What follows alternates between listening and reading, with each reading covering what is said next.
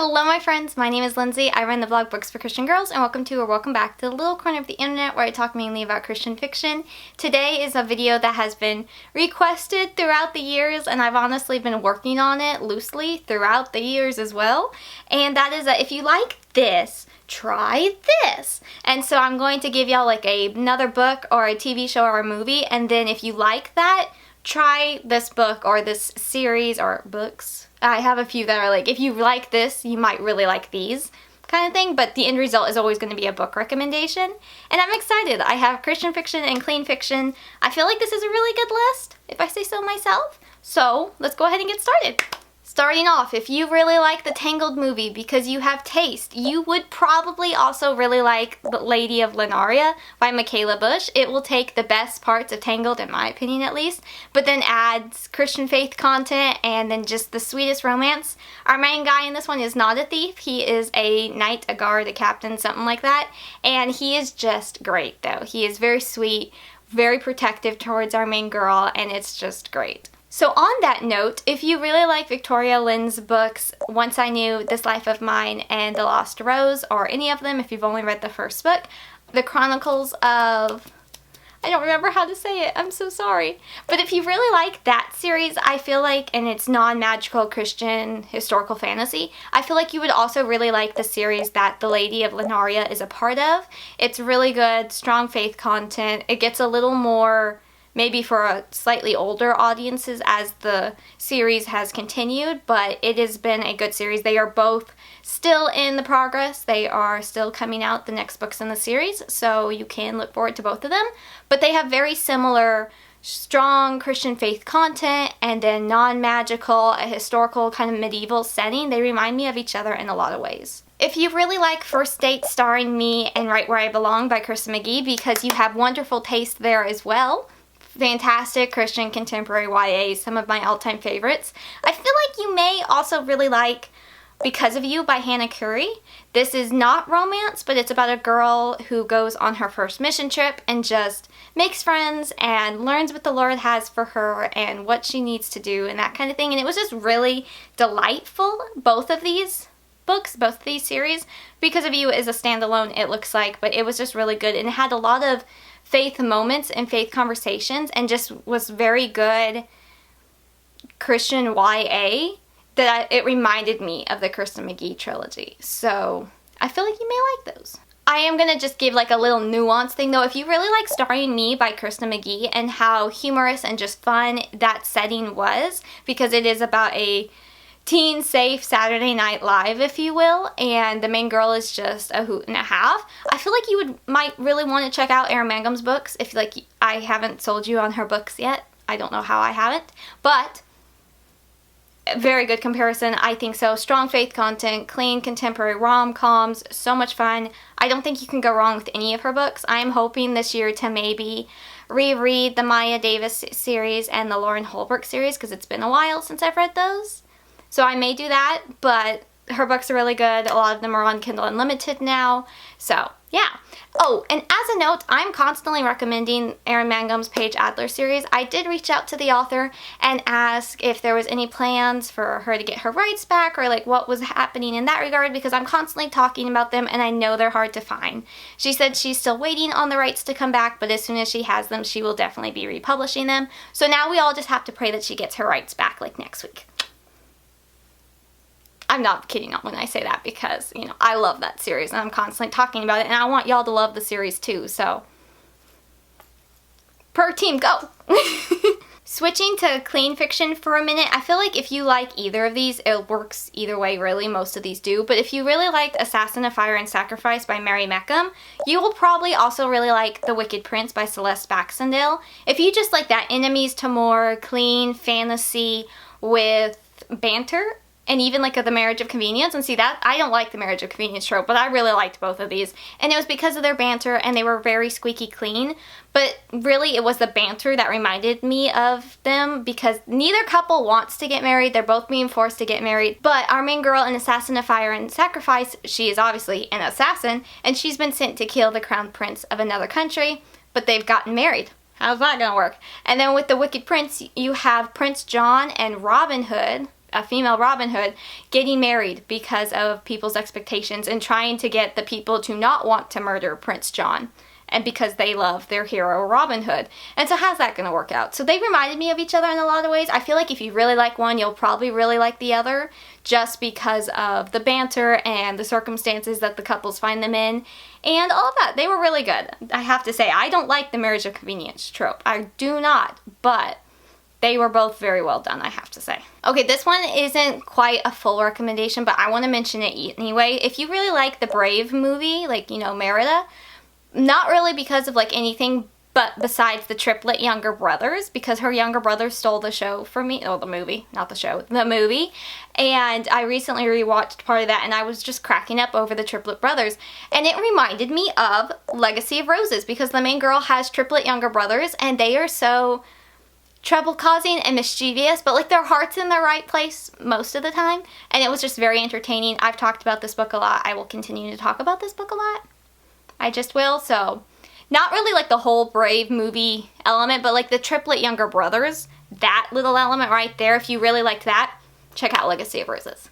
Okay, so this next one is also kind of a bonus recommendation, but if you really like the sunshine male main character who's just absolutely smitten with the main girl. Hi, me too. I really like that one as well. It's great. So the three I would recommend if you really like that trope, you may really like, would be Kingdom of Slumber by Deborah Grace White. This is a Sleeping Beauty retelling, my favorite Sleeping Beauty retelling. Also, let me just say, it's so good. Also, A Bond of Ice and Sunshine by Sarah Beran. Really good. So good. It is book 3 in a series. You can read them out of order, but I feel like you might like it best if you read it in order, but it was really good. That is a King Thrushbeard and Snow Queen mashup retelling, and they worked so well. It worked so well. And then also I want to say Song of Vines by Deborah Grace White. Now that is a kind of a bonus recommendation because it is book 6 in a series that you really ought to read in order, in my opinion. You can read it out of order, but the series builds up to that last book. And the main guy is just a doll, and I just love it when the main guys are just absolutely smitten and so happy to be around the main girl. Even if, like, she's like, I don't care. He just still loves her. And I'm just like, sign me up. I love it. So good. Okay. So this next one, these are both Christian fiction fantasy books.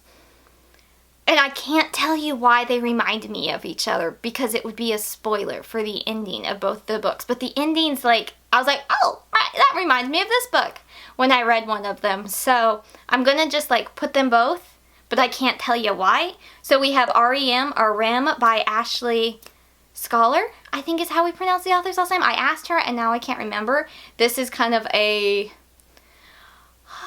it's not portal fantasy. It's like the main girl is being told that her best friend could potentially die in her best friend's dreams. So she needs to go save her best friend from all of these crazy dreams while she's hanging out with this handsome British dreamkeeper guy. And so there's that. But then we have Emerald Illusion, which is not really a Wizard of Oz retelling. It's what happened after Dorothy left Oz, and like now the color is leaving Oz, and here comes our main girl to Oz and trying to solve the situation. And I can't say why they remind me of each other, because it's a spoiler, but there were certain reasons, and it's just like, I feel like they connect together in my brain, even though the really only thing they have in common would be that spoiler, and then they're both Christian fantasy. That's really all they have in common. But my brain has connected them because of that spoiler, so I'm just going to put it out there. Have fun. I also never really talk about those two books much, so I wanted to just, you know, give them a shout out anyway. Okay, so this one again is a little bit of a stretch, so just like exercise with me here. A Chance to Die by Amy Carmichael, or just like any Amy Carmichael biography or memoir. I've only read that one, but if you really like her and hearing her story, but then also historical romance, I'm going to say The Governess of Highland Hall by Carrie Taransky. This is a very niched thing, I know. But The Governess of Highland Hall, I've talked about it before. I just reread it though, and it was still really good. The main girl and her family, this is set in Edwardian England, and so that's like 1910-ish. It's after the Victorian time period, so I think it's around 1910-ish.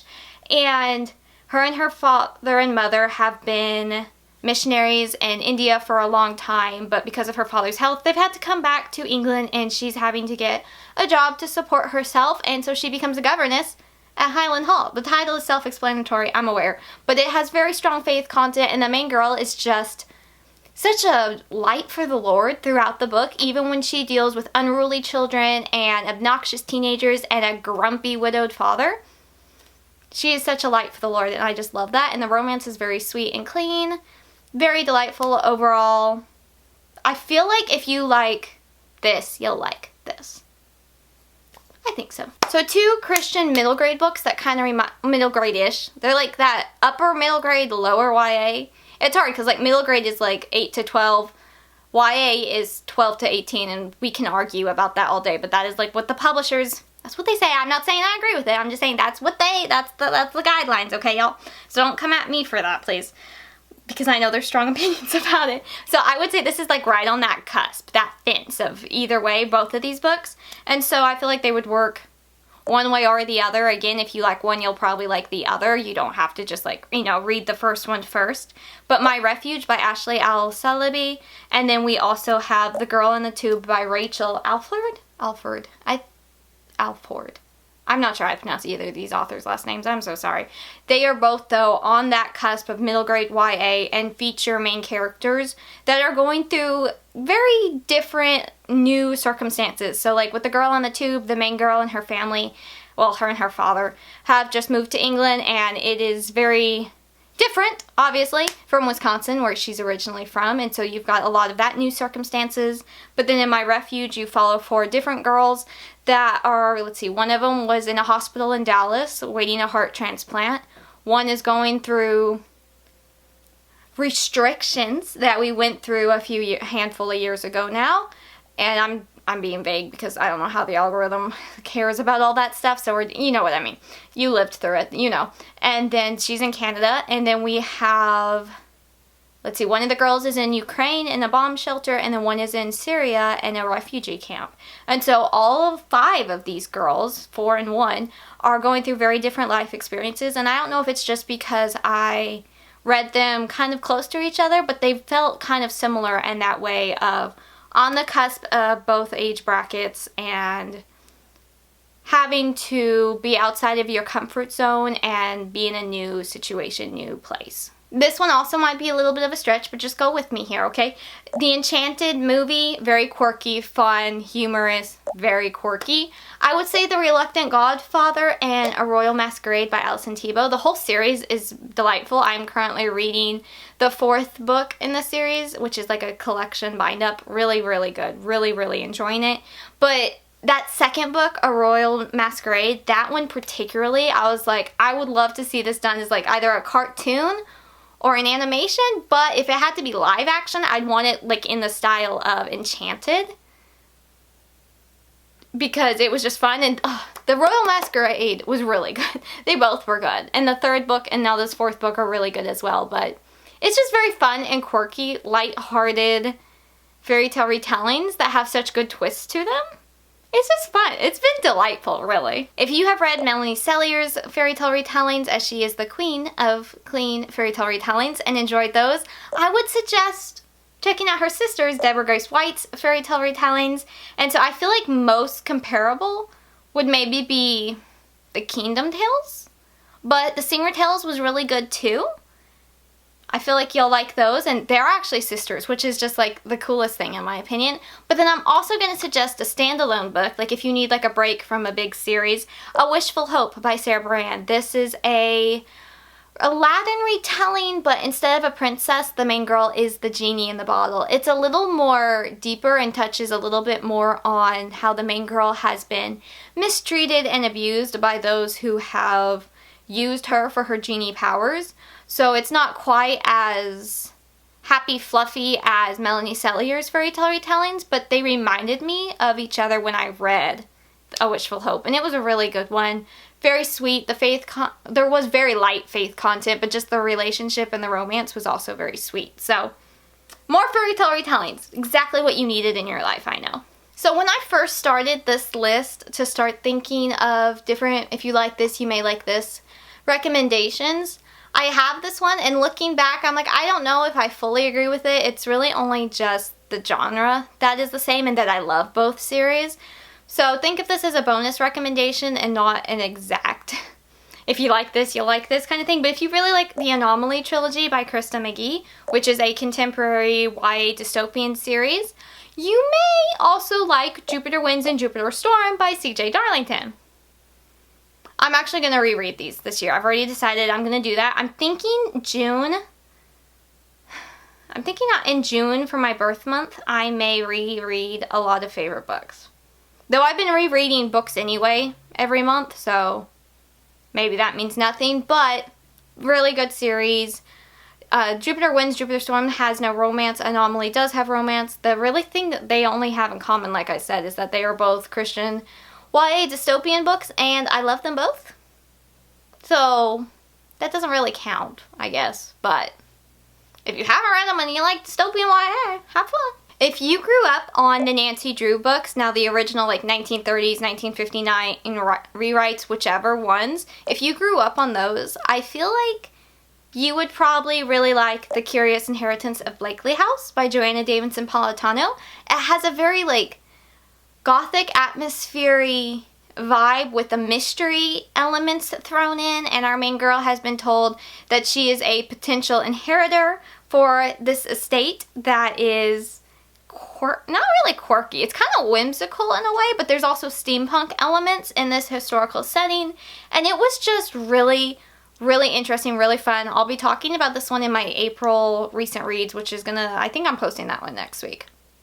Maybe. It might be the next week. I don't know at this point, but it's coming up and you're going to hear me talk about it. I suggest this for Nancy Drew fans because as I was typing up my review of this book and grabbing all the content, and it was very clean, by the way, very clean, by the way, I was listening to the Nancy Drew game soundtrack playlist on YouTube, and it just fit the book so well. And it even made me pull out my old Nintendo DS to play a Nancy Drew game on there. And then I just listened to the audiobook of the first Nancy Drew book. So like it's kind of put me in a mystery Nancy Drew mood. So I'm really struggling on trying to come up with other reasons why, if you grew up on Nancy Drew, you might really like this book. So I just kind of want to say trust me and read it. If you have read Joanna Davidson Politano's books before, this one felt very different. It's just different from her other books. I can't really like pinpoint exactly what it is. It still uses some brain power to figure things out and just the mystery and follow along with our brilliant characters. But it was just really good, and I feel like if you like Nancy Drew, you would probably like this one.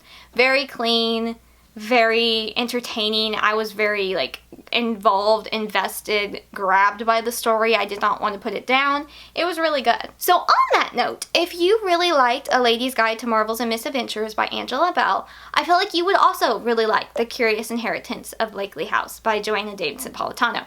Both of these titles, mouthfuls, but we love it for it somewhat, kind of. We like them anyway. But I know these covers give off very different vibes, but the inside, both of the stories are very whimsical, and they both have steampunk influences within a historical setting, and there's good faith content, there's a sweet romance in both. I almost would feel like A Lady's Guide to Marvels and Misadventures is like the light mode version, and then The Curious Inheritance of Blakely House is the dark mode version. Like on your phone, you know, light mode, dark mode. That's what it feels like. I think I said in my review that it's like a similar font, different plot lines, similar font. And I don't know if that's quite accurate. Because I know these vibes the covers give off very different vibes. But they had both a very whimsical part, and like my favorite parts of Blakely House reminded me of my favorite parts of A Lady's Guide. Some of my favorite. I had a lot of favorite parts in A Lady's Guide, and I had a lot of favorite parts. So I don't know. There was just like a few parts that just reminded me of each other. So I don't know. I feel like you ought to try it. Go ahead and try it. Why not? Go for it. If you grew up on the original Barbie movies, so like I'm talking Rapunzel, Princess and the Pauper, 12 Dancing Princesses, all of that, I'm going to suggest some books for you. The Princess Companion by Melanie Cellier.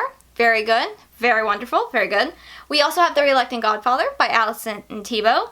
Once Upon an Apple by Gabrielle Landy. I think I just read this one. I'll be talking about it in my April wrap-up as well. Really cute, very just cozy fantasy. A little kissy or romancy for my taste at times, but still very cute. And then I also would give the bonus recommendation of Truth Cursed for the comparison of a mashup between like Barbie Princess Charm School and Barbie and the Three Musketeers.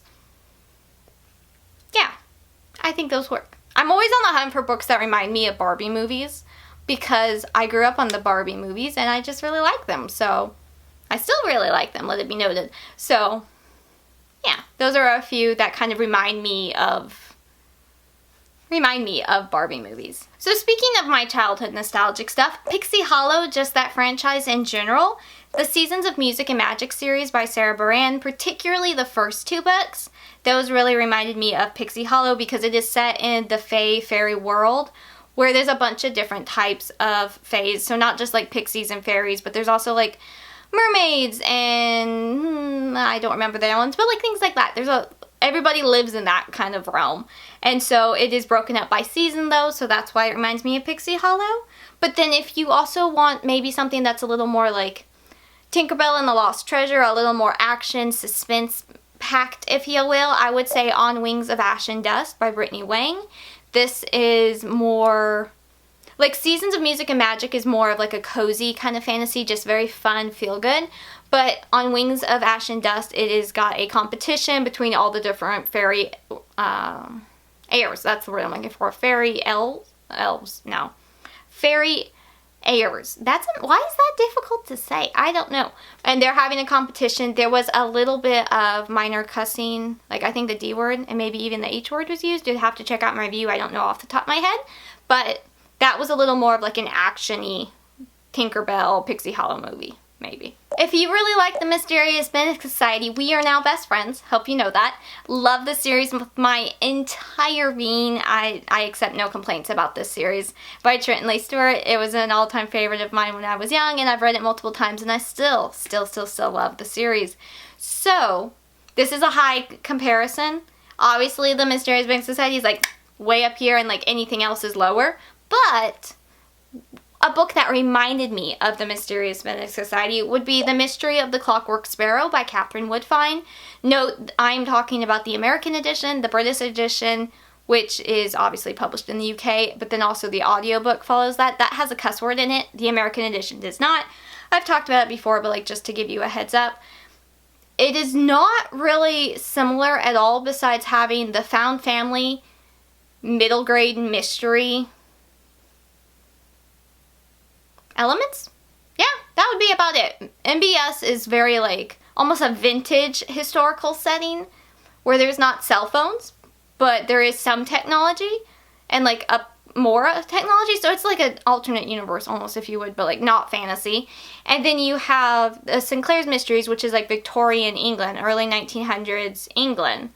And the kids are a little older in this series compared to MBS.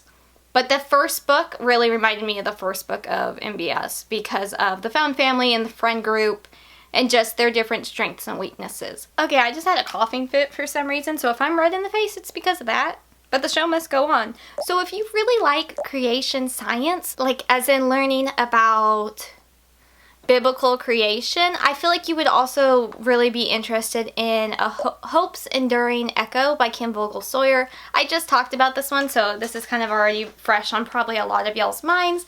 But if you really like the topic of creation science and rebooting evolution, I feel like you would really like this one. I grew up with a lot of creation science influence, so it reminded me a lot of that. And just the main guy is determined to be able to make a mark in the science world by proving God's creation. And I just loved that. It was very sweet, strong faith content, very clean romance. It has a mother and daughter relationship as well. That was just wonderful. And it was really good. It does have a couple potential triggers, I would think, for very sensitive ones. So please check out my review about that. But it was still really good. If you really like Princess Diaries 2, I am going to suggest to you a Regency book, and that is A Game of Hearts by Joanna Barker. I have talked about this one before. It's a little kissy for my taste personally, but the enemies to more, antagonists to more, just banter and just the banter. The banter was really, really good in this one, and you have the archery, you've got the enemies that just, I can't stand you kind of thing, and that element of it, plus archery. It was really good. Probably my favorite Regency book, I would think. I've read a lot of them. I think I gave it 4.5.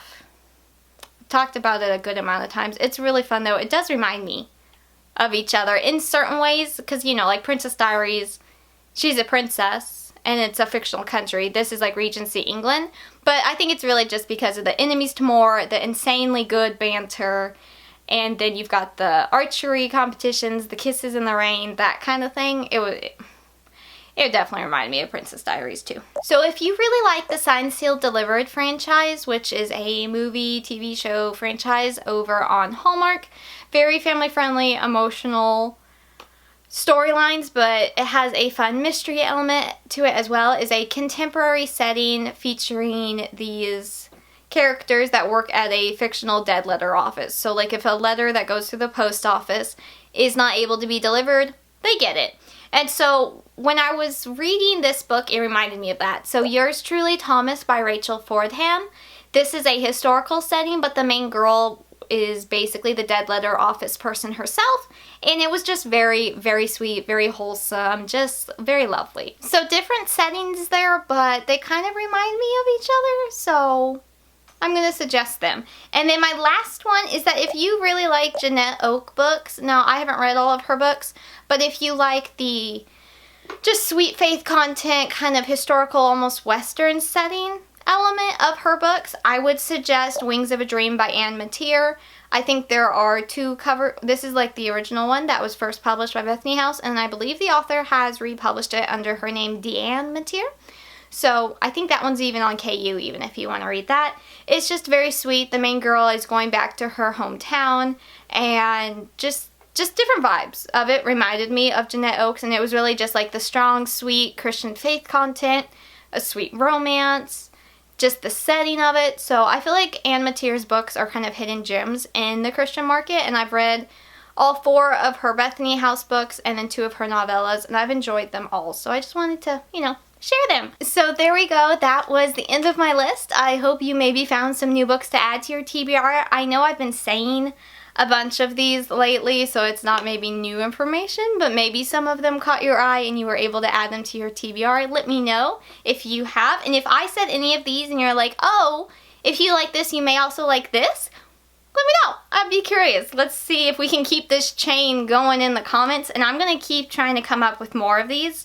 Now, mind you, this was like a good year's worth at least of thinking on this back and forth, because I always have tabs on my laptop and a bunch of notes. So we're just going to start a new one, and I'll see what else I can come up with, and I'll see y'all in like a year or two maybe with some more. I often say about like the Christy Miller series, if you like that series, you may also really like the Trade One series by Taylor Bennett. I say that one a lot, so I didn't include that one in this video, but I'm going to include it right now as another bonus, I guess. We'll just do that right now. So that's it for this video though. I hope you enjoyed it. I hope you added some books to your TBR, and I will see you all next time. Thank you so much for watching. I am Lindsey from the blog booksforchristiangirls.blogspot.com, where there's a new review every Wednesday and Friday. I try to post a new video on this channel every Friday, and then I am also on Instagram under Book Reviews by Lindsey and Books for Christian Girls. And then I am also on no, I already said Instagram, TikTok, Goodreads, Facebook, all the many social media sites, and I will see y'all here, there, and everywhere. I hope you have an absolutely lovely rest of your day. Bye!